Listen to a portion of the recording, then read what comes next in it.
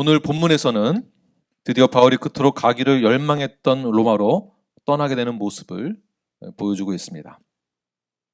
3차 전도여행을 마친 뒤에 예루살렘에 도착하여서 옥에 갇히고 5번의 재판이 끝나고 나서야 이제야 비로소 가이사에게 가게 됩니다. 자, 로마로 가는 목적이 무엇일까요? 가이사를 만나러 가는 목적이 아닙니다. 이것만이 다가 아니다라는 것이에요. 가이사에 가서 재판을 받기 위한 목적만이 아닙니다. 이미 하나님께서 약속하신 바 하나님의 섭리와 계획에 의해서 로마에 가서 복음을 전하기 위해 로마로 가는 것이며 가이사를 만나게 되는 것입니다. 이런 원대한 목적을 가지고 바울은 스스로 죄수의 신분을 갖게 됩니다. 스스로. 그리고 주의 말씀에 순종한 것이죠. 네, 그렇습니다. 때로는 주님의 목적에 맞는 삶, 또 나에게 맡겨진 사역, 주님의 나라를 위하여서 내가 한없이 낮아져야 할 때가 반드시 찾아옵니다. 바울이 스스로 죄수가 되었다는 것은 로마의 복음을 전하기 위해서 주의 말씀에 순종한 것입니다. 즉 복음을 전하기 위해서 스스로 죄인이 된 것입니다. 죄인, 죄수. 자, 누가 이렇게 순종할 수 있겠습니까? 순종할 만한 일이어서 순종한 것도 아닙니다. 나의 모든 것을 다 내려놓고 지상대의 명령을 쫓기 위하여서 기꺼이 나 자신을 내려놓는 이러한 순종을 저 여러분 모두가 감당하시는 리둘라이프 성도되기 간절히 축원합니다. 이렇게 자신을 내려놓고 순종하고 스스로 죄수가 되었다라는 것은 마치 예수 그리스도가 모든 죄인을 구속하기 위하여서 스스로 죄인이 되어 십자가를 지신 것과 같은 모습을 보여주고 있습니다. 바울도 기꺼이 예수님을 본받아 그런 십자가의 사명을 감당하는 것. 이러한 십자가에 대한 사명, 순종을 여러분 피하지 마십시오. 기꺼이 감당할 수 있는 저와 여러분이 되길 바랍니다. 이처럼 사도 바울이 예수님을 만나기 전과 후가 바뀌었습니다. 이러한 순종을 저들도 감당해야 됩니다. 십자가를 질 수 있는 순종. 예수님을 만나기 전과 후가 바뀌었다라는 것. 사도 바울처럼 사도 바울이 예수님을 본받아 그리하였던 것처럼 저희들도 예수님을 본받아 저희들도 바울처럼 그렇게 순종하는 건강한 성도가 되길 바랍니다. 옆 사람에게 인사하십시오. 당신은 예수를 만나기 전과 후가 달라 보입니다. 네. 네. 달라 보이세요. 네. 달라 보이세요. 전과 후가 달라야 됩니다. 이기적이고 야심이 많고 야망이 많아서 나 자신만을 위해 살아가는 삶이 아니라 기꺼이 주를 위해 살아가는 삶, 순종할 수 있는 삶, 자신을 한없이 낮춰야 할 그때에 여러분 거부하지 마시고 순종하십시오. 하나님의 사람은 이렇게 달라야 하는 것입니다. 바울에게 이러한 예수를 만난 뒤에 바뀌어진 그의 삶, 바울에게 이러한 신념이 있었기 때문에 바울이 갖고 있는 그 신념에는 바울이 예수를 만난 다음에 스토리가 있습니다. 그 스토리 안에서 신념이 생기는 것이거든요. 그러니까 내가 하나님 말씀에, 예수님 말씀에 예수님처럼 내가 이렇게 순종한다라는 이 메시지는 자신의 삶의 스토리에서 나오는 것이에요. 이것이 신념이기도 합니다. 그러니까 내 스토리가 나의 삶을 증명해내는 것입니다. 말은 말은 너무 잘해요. 틀린 말 하나도 안 해요. 말만 하지 말고 나의 삶으로, 나의 인생의 스토리로 증명해내는 것입니다. 내 스토리로. 그러니까 이러한 사람에게는 그의 삶 자체가 그의 인생의 스토리가 메시지가 됩니다. 인생 자체가 메시지. 어느덧 레벨이 가질 수 있는 특권이죠. 예수를 만나기 전과 후가 달라진 사람들은 인생의 스토리 자체에 메시지가 있다는 것. 여러분 삶 자체가 메시지가 된다는 얘기입니다. 신념이 있는 자, 주님을 만난 자, 전과 후가 달라진 하나님의 백성은 우리 인생의 스토리가 메시지가 있다. 메시지가 있는 사람은 그의 삶에 간증이 있다는 얘기겠죠. 그 간증에 진실이 담겨져 있습니다. 그 사람이 진짜 성도입니다. 진짜 성도. 말로만 성도라고 하는 것이 아니라 삶으로 간증으로 나타낼 수 있는 메시지가 있는 성도가 진짜 성도. 옆 사람 보시면서 당신이 진짜 성도입니다. 그러니까 말로만 하면 뭐 하겠습니까? 내가 예수를 만났고 그 만난 다음에 바울이 보여준 그 삶의 메시지가 있는 것처럼 우리가 주님을 만났다면 다메섹 도상으로 가던 길에 바울이 만난 그 예수님, 그 예수 나에게 구세주가 되심을 믿는다면 그 이후의 삶 자체는 메시지가 되어야 된다는 거. 오늘 한 자매님의 간증입니다. 신앙생활을 오래 했지만 교회에서 성경의 힘, 제자훈련을 받고 성경 공부를 하고 말씀을 듣고 신앙 고백을 하면서 목사님, 저의 인생이 바뀌었습니다. 남편한테 내가 어떻게 해야 하는지 이제 비로소 깨닫게 되었습니다. 전에 같았으면은 그렇게 안 했을 텐데 이제는 성경 말씀에서 말하는 것에 대해서 깨닫고 제가 이렇게 순종하게 되었습니다. 그러니까 말씀의 변화가 생긴 거예요. 말씀을 들은 자의 변화. 그러니까 삶으로 나타내는 거예요. 그 자매님을 위해서, 이 간증한 자매님을 위해서 누군지 모르지만 박수 한번 드리겠습니다. 네. 자, 여러분, 저와 여러분 모두가 이제 성숙한 신앙인이 되어서 주를 위하는 곳에 귀하게 쓰임 받으시는, 순종하시는, 삶으로 메시지를 전하시는 저와 여러분이 되길 간절히 축원합니다. 네, 바울의 그 여정 가운데에 바울의 인생의 여정, 삶의 스토리 안에 메시지가 있는 것처럼 그가 가는 곳마다, 네, 가는 곳마다 그의 인생의 메시지가 전해지는데 그 스토리가 바로 오늘 본문의 말씀이에요. 너무 길잖아요. 핵심이 바로 이겁니다. 바울은 그냥 삶 자체를 그냥 지내고 있는데 흘러가는 시간 속에서 그냥 지나가는 것이 아니라 메시지가 삶으로 나타나는 거예요. 그 스토리의 여정 가운데 여러분들을 초대합니다. 1절과 2절 말씀을 함께 읽겠습니다. 시작.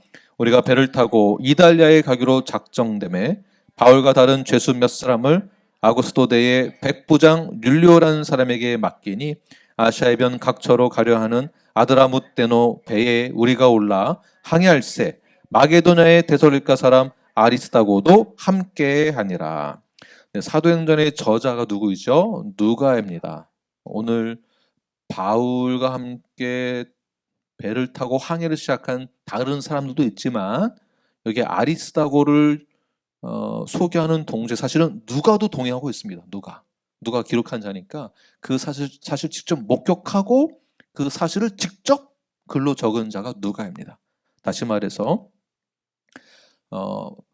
바울 옆에 누가와 아리스다고가 함께 하고 있다는 것이에요.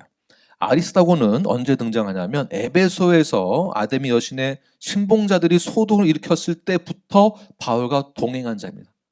그러니까 그 후 예루살렘에 도착하여서 5번의 재판을 받고 있을 때 이때 시간만 약 2년이 지났거든요. 그러니까 재판받고 살해 위협을 당하는 그 순간에서도 옥에 갇혀있는 그 상황에서도 누가 바울과 함께하고 있었습니까? 누가와 아리스다고가 항상 함께하고 있었다.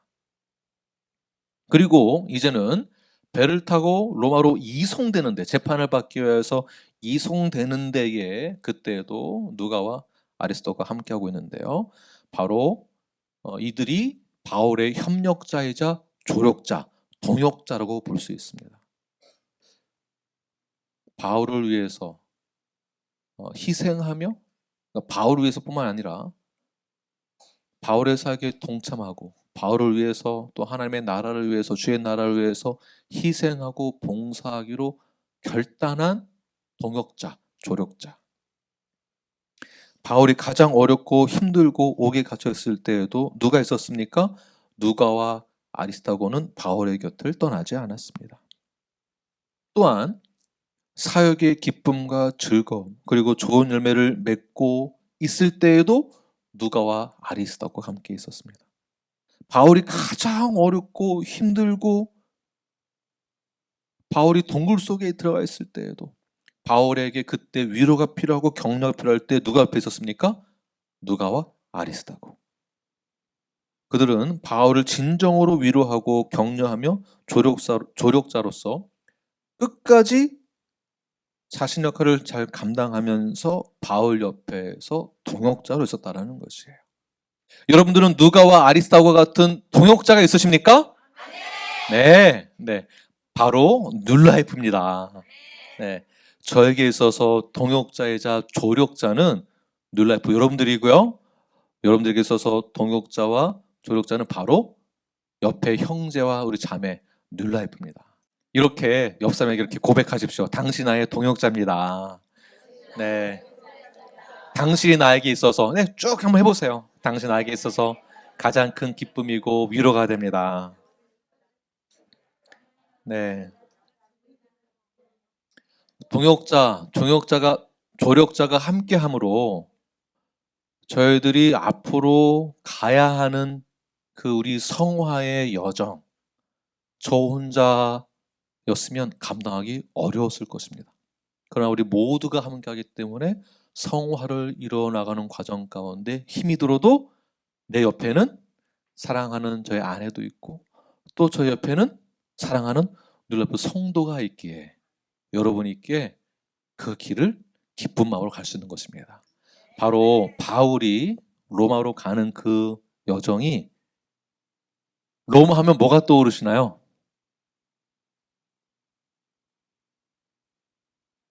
뭐 오페라, 네, 패션, 또 관광지, 바다, 해변 이거 생각나시죠?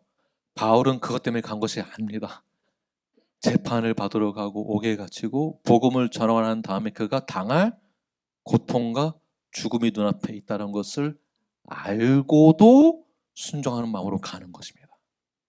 예수님이 십자가를 지기 위하여서 이 땅 가운데 오셨을 때 모르고 온 게 아니라 그걸 감당하기 위해서 오신 거예요.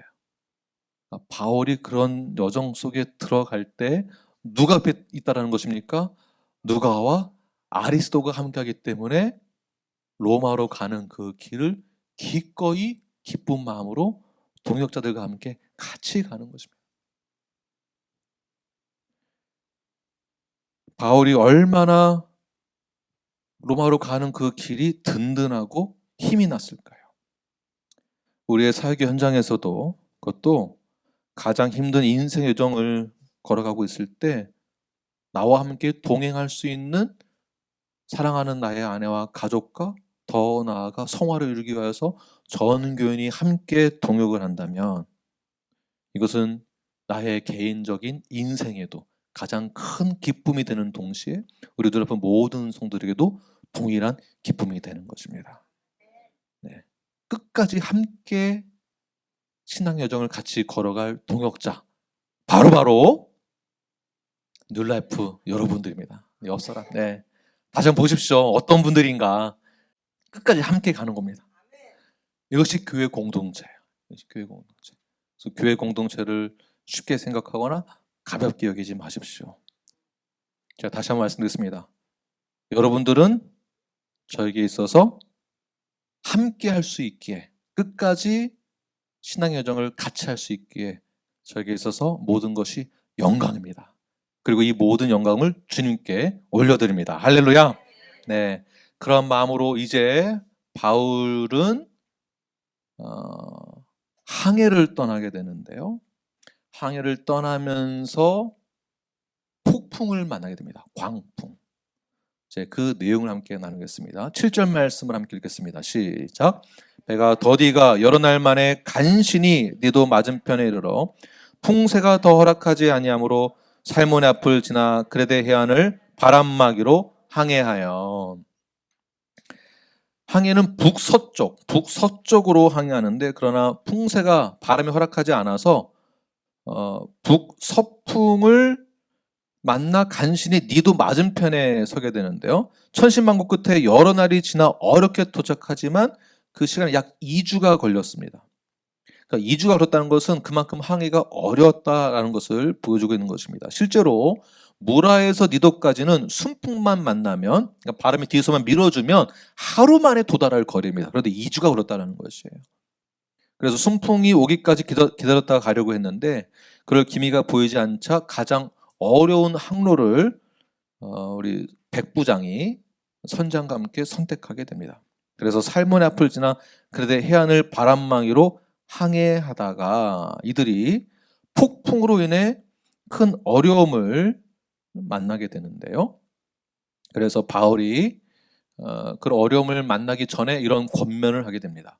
자, 바울의 권면 9절부터 10절 말씀을 함께 읽겠습니다. 시작. 여러 날이 걸려 금식하는 절기가 이미 지났으므로 항해하기가 위태한지라. 바울이 그들을 권하여 말하되 여러분이요 내가 보니 이런 항해가 화물과 배만 아니라 우리 생명에도 타격과 많은 손해를 끼치리라 하되. 네. 바울이 딱 보니까 이미 이 항해가 하기 어려운 날씨를 만나게 되었습니다. 그래서 바울이 권면을 하죠. 뭐라고 합니까? 이거는 배만 문제가 아니라 우리 생명도 위태롭다. 이렇게 가면 안 된다. 멈춰 섰다가 쉬었다가 가자. 바로 가면 안 된다. 이런 경고를 한 것이죠.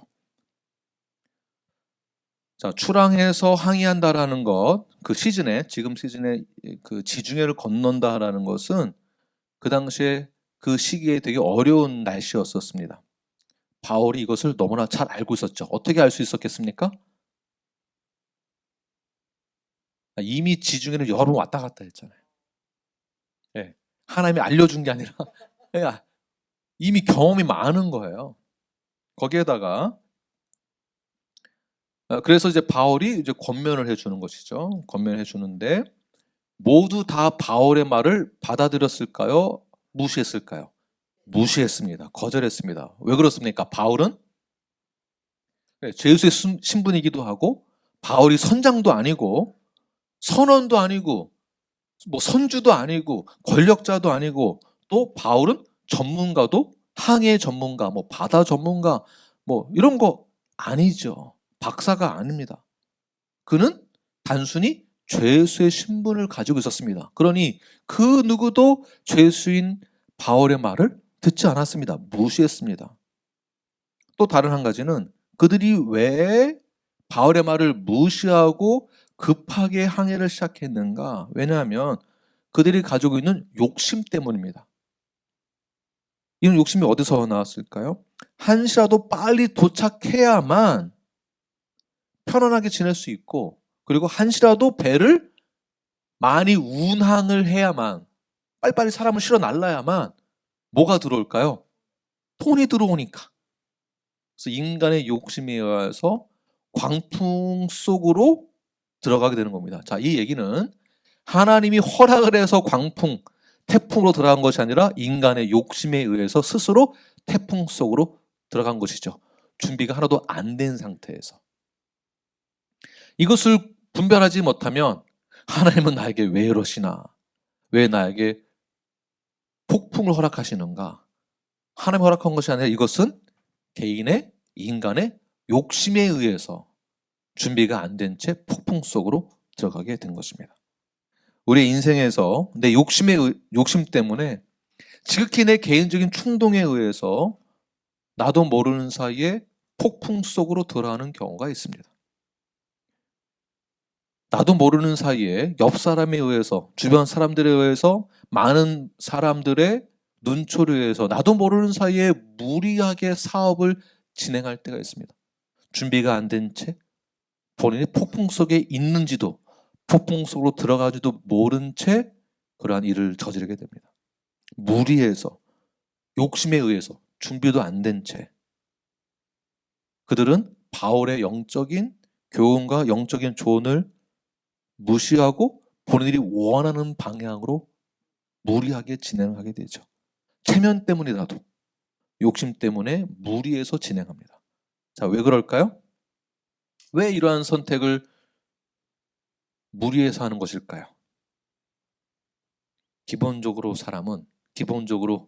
나는 내 선택이 가장 옳다라고 생각하는 그러한 이기적인 교만, 이기적인 생각들이 있습니다. 나는 할 수 있어. 나 정도는 충분해. 내가 선택한 것이 가장 좋은 선택이라고 생각을 합니다. 얼마나 자만하고 교만한지 본인만 모르고 있는 것이죠. 왜 그럴까요? 왜 모를까요? 적어도 나는 공부도 잘했고, 여기 이미 나는 여러 번 왔다 갔다 해서 조사도 다 해보고 경험도 많고, 나는 아는 사람도 많고, 그리고 나는 전문가의 조언도 듣고 조사도 해보고 연구도 해보고,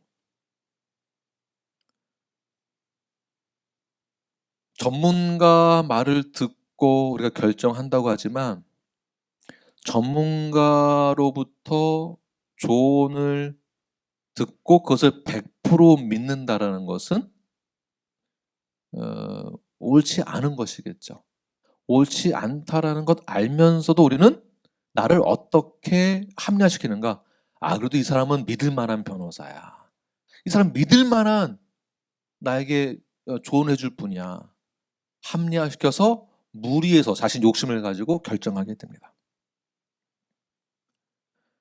자신의 학력과 경력, 내 인생의 경험이 최고라고 생각하고 믿을 때, 그때가 나 자신이 폭풍 속에 있는지도 모르는 상태입니다. 자신이 넘어질 거라고는 전혀 상상도 하지 않습니다. 왜 이런 일들이 생기는가? 전문가들에게 조언을 구하지만 영적인 조언은 듣지 않기 때문에 그렇습니다. 네. 영적인 조언을 하는 자는 전문가나 권력자가 아니라는 잘못된 생각이 우리에게 있는지도 모릅니다. 또 다른 문제는 우리가 너무나도 전문가에 대해서 맹신하고 있는지도 모릅니다. 그래서 맹신의 폐해가 그 결말이 어떠한가? 11절부터의 내용인데요. 먼저 11절 말씀 읽겠습니다. 시작. 백부장이 선장과 선주의 말을 바울의 말보다 더 믿더라. 바울이 탄 배는 로마 정부의 통제하에 있었던 그런 배였었기 때문에 모든 결정권은 백부장에게 있었습니다. 자, 백부장은 바울의 권면을 무시하고 선장과 선주의 말을 더 믿게 되었는데요. 자, 여기서 중요한 것을 제가 다시 한번 알려드릴 때에 자세히 들어보시길 바랍니다. 자, 우리가 판단하기 어려운 문제를 만났을 때에 전문가의 의견을 듣는 것이 좋을까요? 안 좋을까요? 당연히 좋은 것입니다. 전문가가 나쁘다 이런 말이 절대 아닙니다. 전문가가 필요 없다, 전문가의 말은 믿을 만하지 못하다 이런 말이 절대 아닙니다. 우리는 모두 각 분야에서 전문가가 되어야만 합니다. 그러나 본문에서 말하고자 하는 것이 있습니다. 그것은 무엇이냐면 백부장이 판단하기에 바울보다는 항해술이나 이 모든 것에 전문가가 선장이기 때문에 선장의 의견을 따르는 것은 100번 타당한 것입니다. 그러나 실상 경험과 지식, 기술과 전문성보다 더 중요한 것이 있다라는 것을 간과해서는 안 됩니다. 전문가가 최고다 이런 생각을 가져서는 안 된다라는 것이에요. 여러분, 전문가의 조언을 듣고 모든 문제가 100% 다 해결된 적 있습니까? 주식 관련하여서 주식 전문가에게 조언을 듣고 투자했을 때 다 좋은 결과만 얻으셨습니까? 그렇지 않다라는 것입니다. 변호사 말대로 모든 서류를 다 준비했습니다. 그럼 다 해결돼야 되는데 다 해결되셨습니까? 안 됩니다.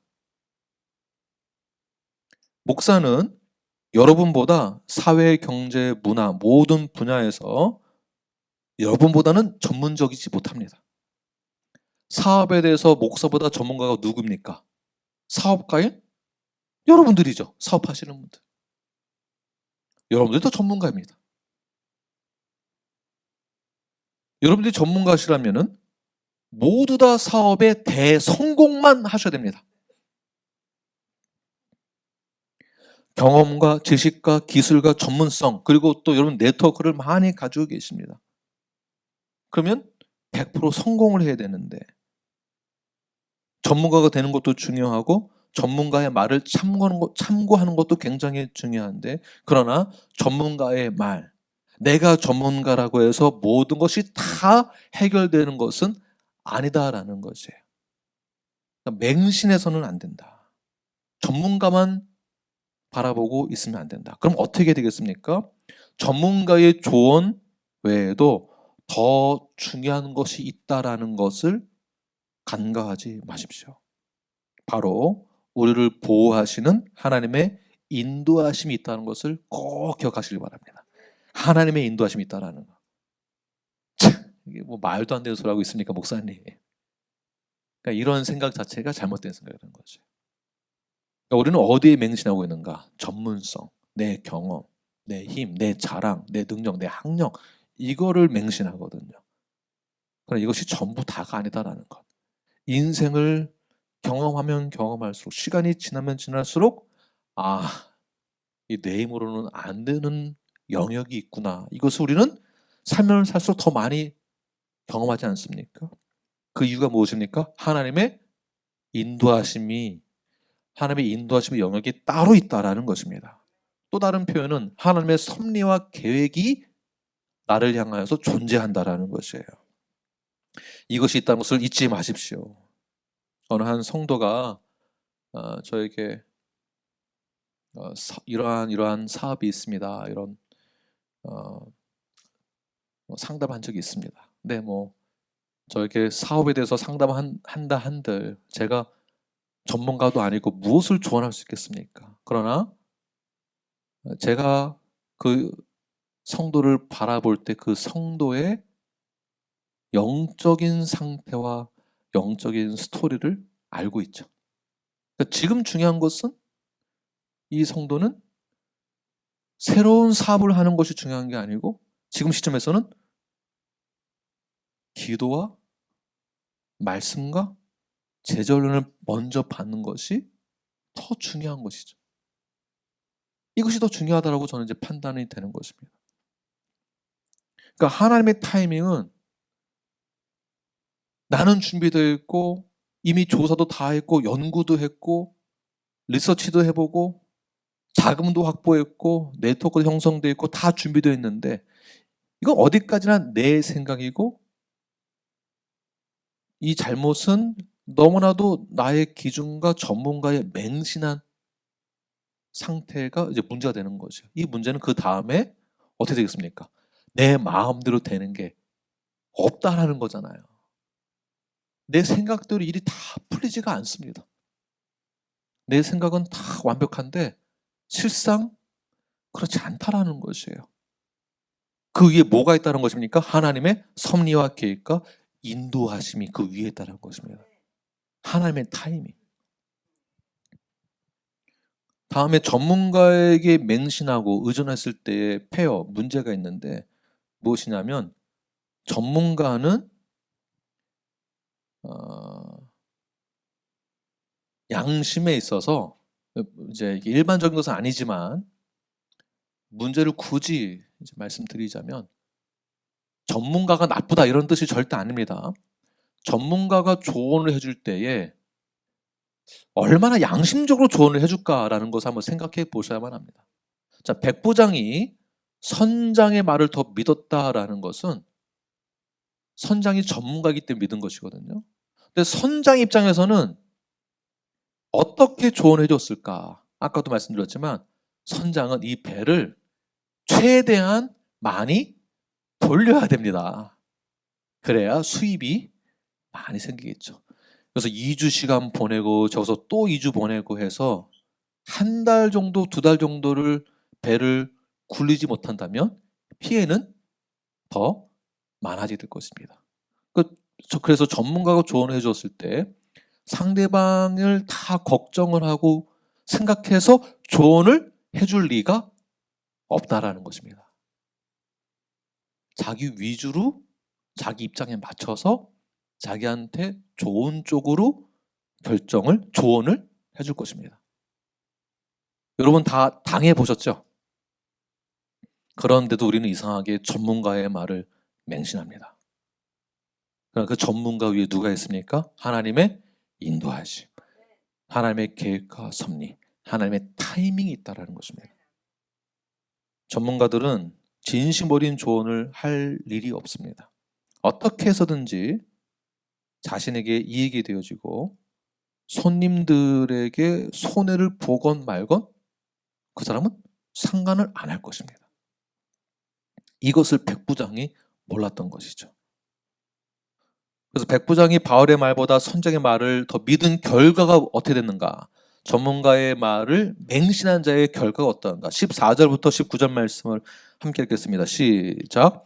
얼마 안 되어 섬 가운데로부터 유글라로라는 광풍이 크게 일어나니 배가 밀려 바람을 맞춰 갈 수 없어 가는 대로 두고 쫓겨가다가 가우다라는 작은 섬 아래로 지나 간신히 거루를 잡아 끌어올리고 줄을 가지고 선체를 둘러 감고 스리디스에 걸릴까 두려워하여 연장을 내리고 그냥 쫓겨가더니 우리가 풍랑으로 심히 애쓰다가 이튿날 사공들이 짐을 바다에 풀어버리고 사흘째 되는 날에 배의 기구를 그들의 손으로 내버리니라. 네, 바울의 예상대로 유라굴로라는 광풍, 태풍, 네, 태풍을 만나게 됩니다. 자, 이 말은 이때부터 배는 통제불능이 되었다. 그 누구의 손으로도 전문가로도 해결할 수 없는 문제에 봉착하게 된 것입니다. 하루 만에 이동해서 겨울을 편안하게 보내고 이익을 얻기 위한 계획이 순식간에 엎어진 것이죠. 그래서 거의 한 달 정도를 불안과 공포에 떨면서 그 배는 표류하게 됩니다. 그 누구도 컨트롤할 수 없는 상태에 이르게 된 것입니다. 그나마 한 달을 버틸 수 있었던 것은 가우다라는 작은 섬에 긴급 조치할 수 있는 틈을 얻었기 때문에 그나마 버틸 수 있었던 것이에요. 그래서 그들이 어떻게 했습니까? 거루를 잡아서 끌어올리고 줄로 선체를 감고 그러니까 배를 꽉 묶었다라는 거죠. 배가 이제 표류하지 않도록.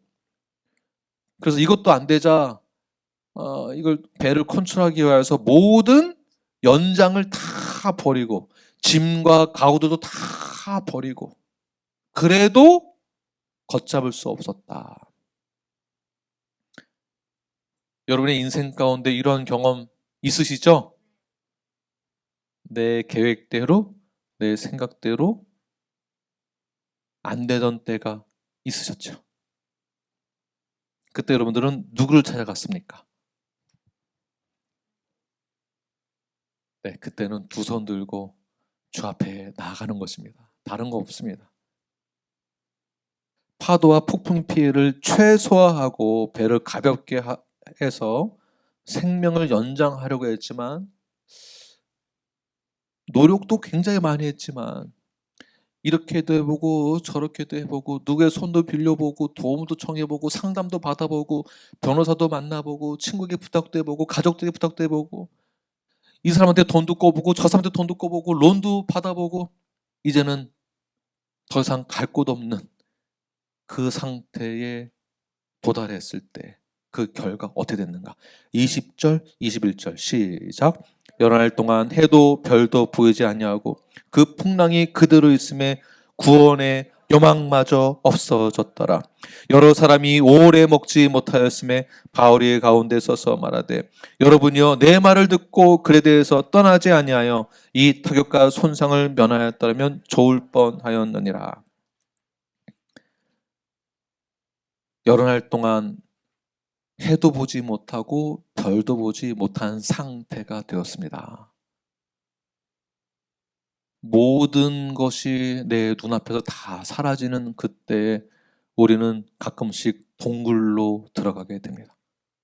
해도 보지 못하고 별도 보지 못한 적막하고 두려움 상태에 빠져있는 나의 인생의 그 마음이 완전히 함몰되어져서 더 이상은 회복될 기미가 보이지 않는 절망의 상태. 그때 하는 말이 무엇이죠? 구원의 요망마저 없어졌다. 다시 말해서 살 소망이 완전히 끊긴 상태. 거기에다가 아무것도 먹지 못합니다.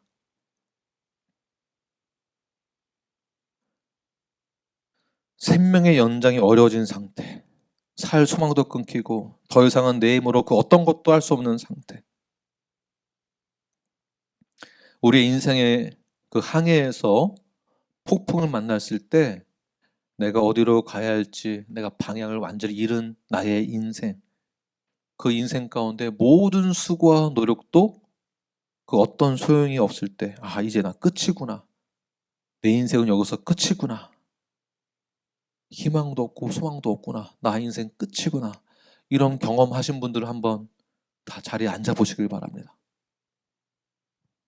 다 있으셨죠?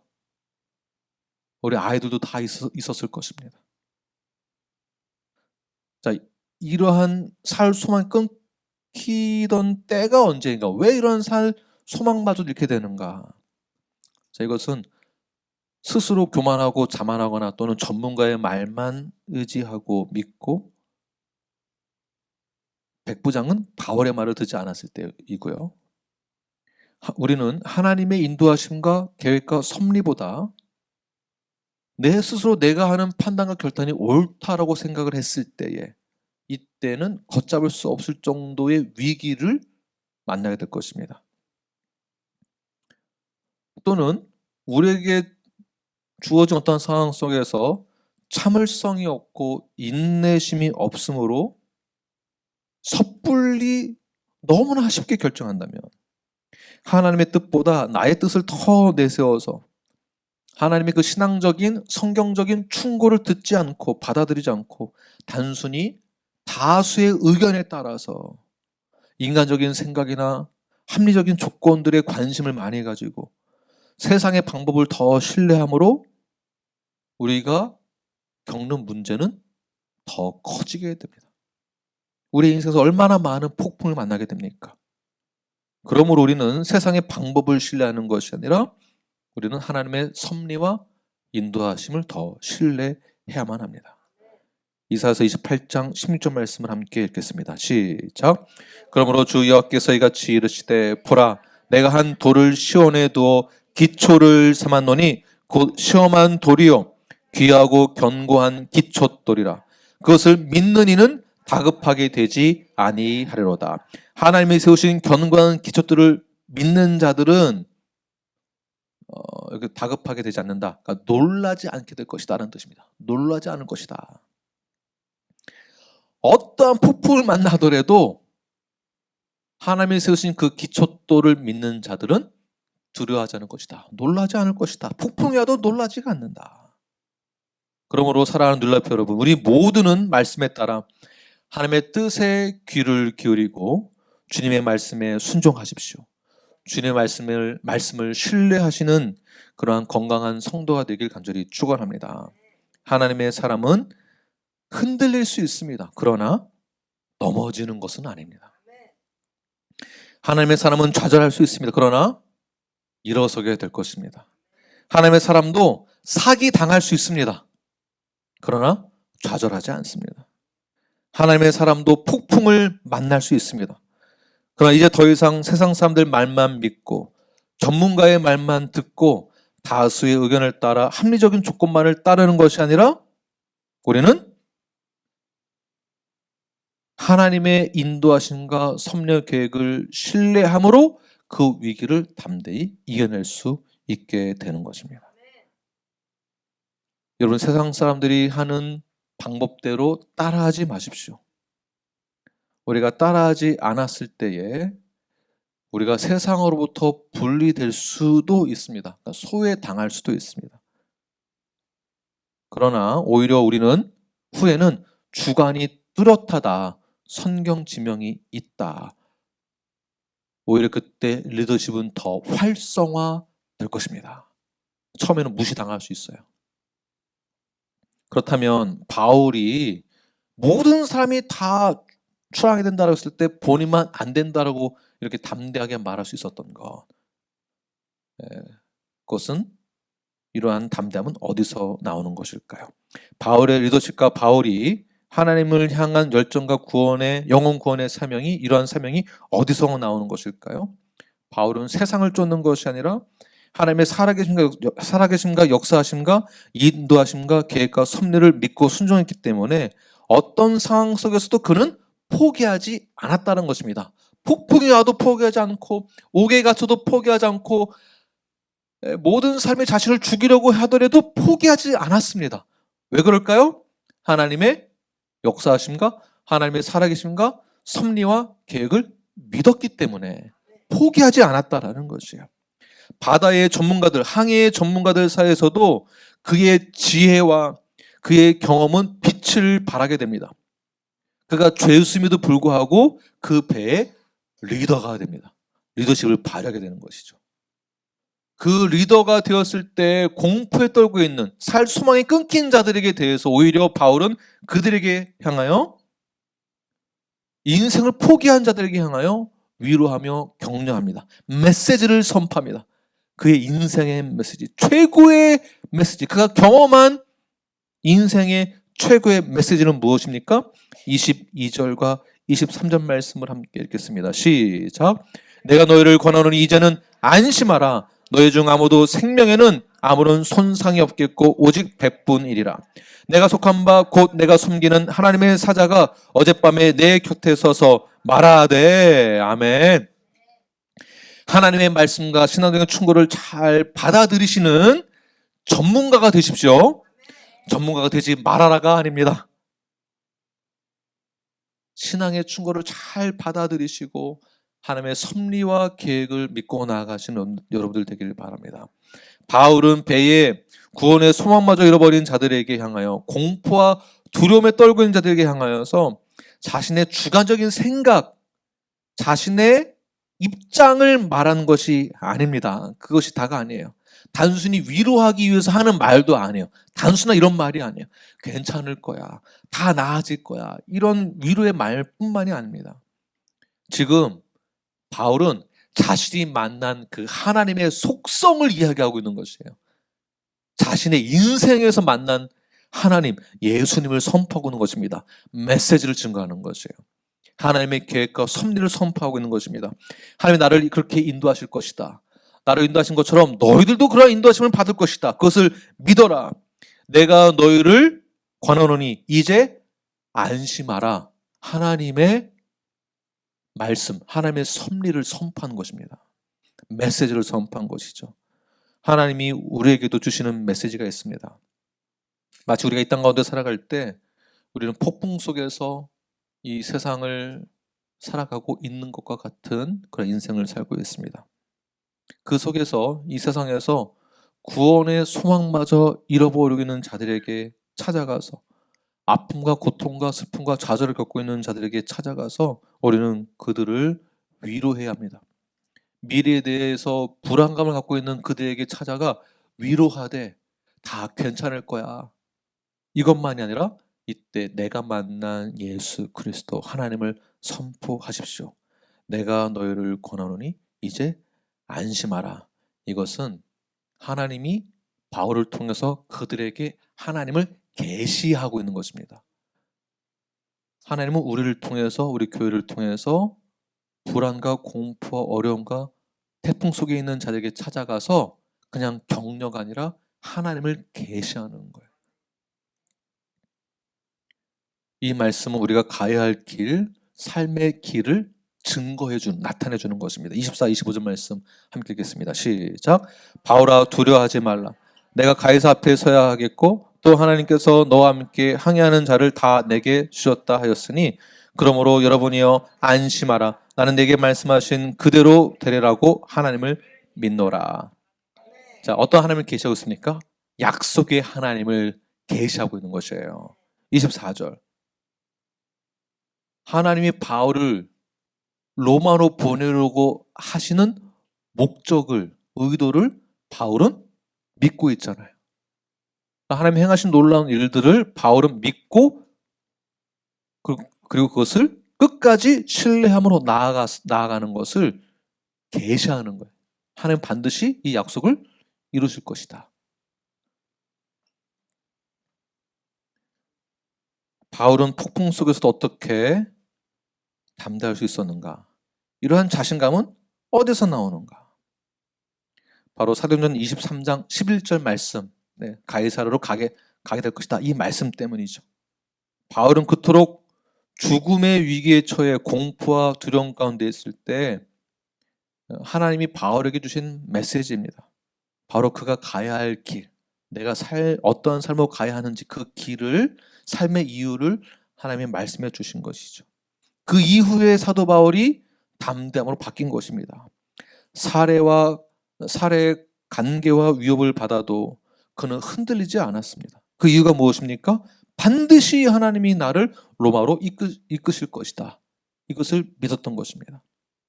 바울이 확신하고 있었던 건 무엇입니까? 오늘 본문 25절 말씀 다시 한번 읽겠습니다. 시작. 그러므로 여러분이여 안심하라. 나는 내게 말씀하신 그대로 되리라고 하나님을 믿노라. 누가 전문가가 말하기를 그거 하면은 커피 많이 마시면은 삼겹살 많이 먹으면은 어떻게 된대. 요런 것만 믿으러 가지 마시고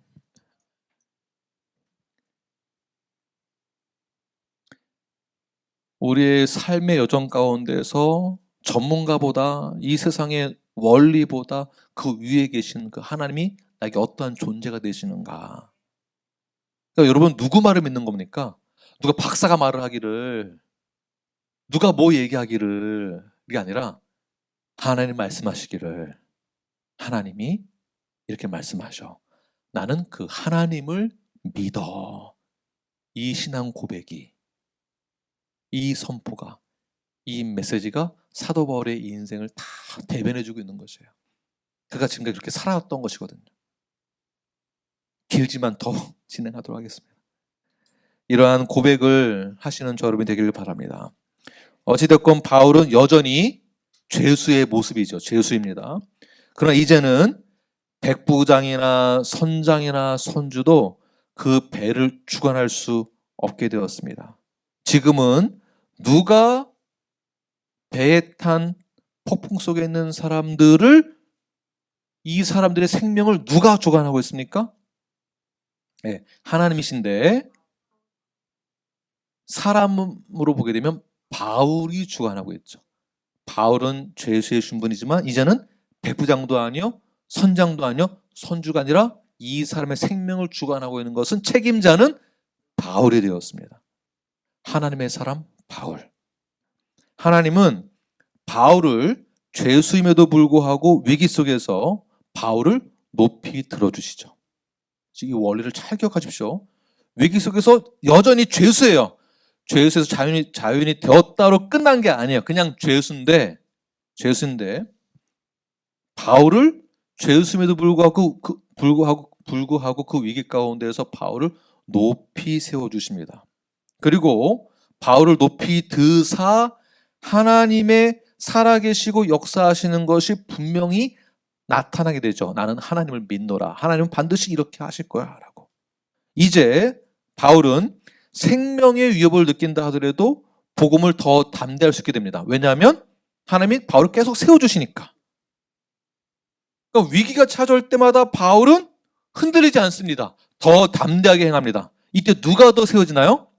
하나님이 더 높아지는 거예요. 계속 바울은 하나님을 높이고, 하나님은 누굴 높입니까? 바울을 높이고. 시간이 지나고 흐르면 흐를수록, 위기가 닥치고 어려움이 찾아올수록 바울은 누구를 높입니까? 하나님을 높이고, 하나님은 바울을 높이고.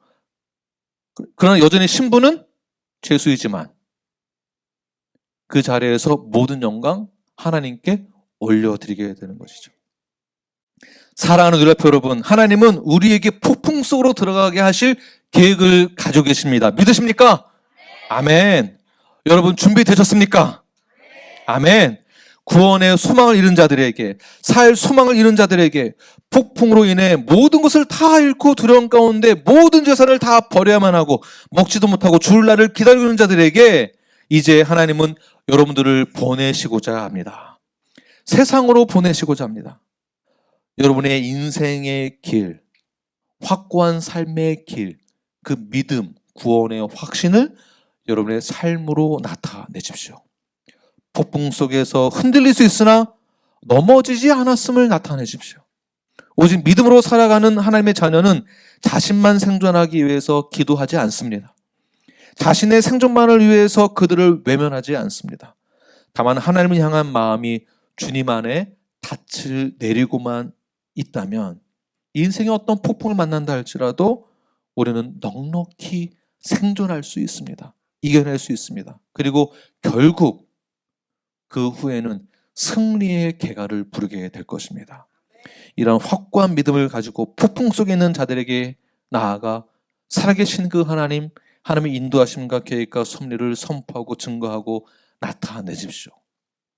하나님은 여러분을 통해 높임을 받으실 것이며 하나님은 우리를 높여 주실 것입니다. 25절 말씀 한 번만 다시 읽고 마치겠습니다. 시작. 그러므로 여러분이여 안심하라. 나는 내게 말씀하신 그대로 되리라고 하나님을 믿노라. 아멘. 기도하겠습니다.